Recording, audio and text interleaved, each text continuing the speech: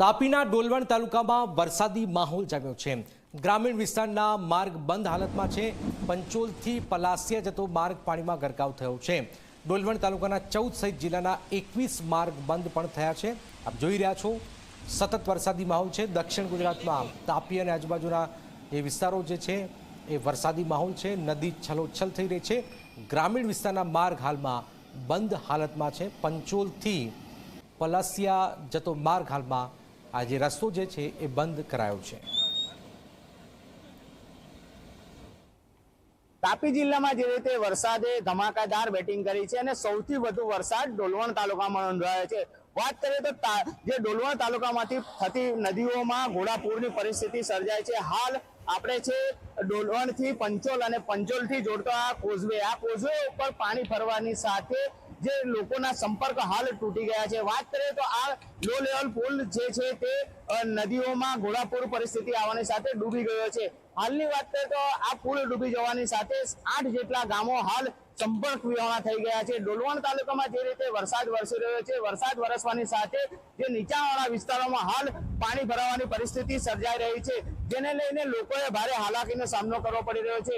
ડોલવણ તાલુકાની વાત કરીએ તો ડોલવણ તાલુકો એ તાપી જિલ્લાનો ચેડાપુંજી ગણવામાં આવે છે અને સૌથી વધુ વરસાદ તાપી જિલ્લાનો ડોલવણ તાલુકામાં પડતો હોય છે, જેને લઈને અહીંના નીચાણવાળા વિસ્તારોને ચોમાસા દરમિયાન ભારે હાલાકીનો સામનો કરવાનો વારો આવી રહ્યો છે।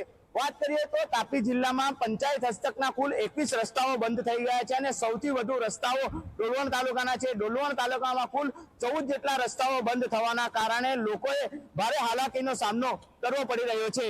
નરેન્દ્ર ભુવેચિત્રા, જી મીડિયા, તાપી। તાપીના ડોલવણમાં મેઘરાજાની તોફાની બેટિંગ બાદ પૂર્ણા નદી આપ જોઈ રહ્યા છો જે બે કાંઠે વહી રહી છે। પાણીની ભરપૂર આવક થતાં જ પૂર્ણા નદી બે કાંઠે વહી રહી છે। પૂર્ણા નદી ઓવરફ્લો થતાં જ નીચાણવાળા વિસ્તારોને પણ એલર્ટ કરાયા છે। તંત્રએ લોકોને નદી કિનારે ન જવાની અપીલ પણ કરી છે। ડાંગ અને તાપીમાં વધુ વરસાદ જળાશયો પણ ઓવરફ્લો થયા છે। ડાંગ જિલ્લામાં જે રીતે ધોધમાર વરસાદ પડ્યો છે અને આ ડાંગ જિલ્લાનું પાણી સીધું તાપી જિલ્લામાંથી પસાર થતી મીંઢોળા, પૂણા, ઝાંખરી નદીઓમાં આવતું હોય છે। હાલ ઊભા છે પૂણા નદીના કિનારે। તમે સીધા દ્રશ્યમાં જોઈ શકો છો કે જે રીતે ઉપરવાસમાં અને તાપી જિલ્લામાં જે રીતે વરસાદ પડ્યો છે, જેને લઈને પૂર્ણા નદી હાલ જાણે ગાંડી ટૂર બની હોય એવા દ્રશ્યો સામે આવી રહ્યા છે। સીધા દ્રશ્યમાં જોઈ શકો છો કે હાલ આ પૂર્ણા નદી બે કાંઠે છલોછલ જે રીતે વહેતી હોય એવા દ્રશ્યો સામે આવી રહ્યા છે। આ પૂર્ણા નદીના નીચે આવેલા જે નીચાણવાળા વિસ્તારોને હાલ તંત્ર દ્વારા એલર્ટ કરી દેવામાં છે। વાત કરવામાં આવે તો જે રીતે તાપી જિલ્લાના ડોલવણ તાલુકામાંથી આ પૂર્ણા નદી પસાર થાય છે અને પૂર્ણા નદી પસાર થવાના કારણે જે પૂર્ણા નદીમાં ભરપૂર પાણી આવક થઈ છે અને ભરપૂર પાણી આવક થવાના કારણે હાલ નીચાણવાળા વિસ્તારોને એલર્ટ કરી દેવામાં આવે છે। આ પાણી સીધું જેમ જેમ નીચાણવાળા વિસ્તારોમાં જશે તેમ તેમ આ પાણી મુસીબત સાબિત થશે। હાલની વાત કરીએ તો હાલ જે પૂર્ણા નદીનું જળસ્તર વધી રહ્યું છે, જેને લઈને તંત્ર દ્વારા જે નીચાણવાળા વિસ્તારોને હાલ એલર્ટ કરી દેવામાં આવ્યા છે। નરેન્દ્ર ભુવેચિત્રા, જી મીડિયા, તાપી। તાપીમાં ડોલવણ પંથકમાં મેઘરાજાની ધમાકેદાર બેટિંગ છે। ઉપરવાસમાં ભારે વરસાદના પગલે નદી નાળા છલકાયા છે। ડોલવણ તાલુકામાંથી પસાર થતી ઓલણ નદીમાં પૂર આવ્યું છે। લોકોને સાવચેતીના ભાગરૂપે એલર્ટ પણ કરાયા છે। પૂર્ણા, અંબિકા, ઓલણ નદીમાં પાણીની ભારે આવક પણ નોંધાઈ છે।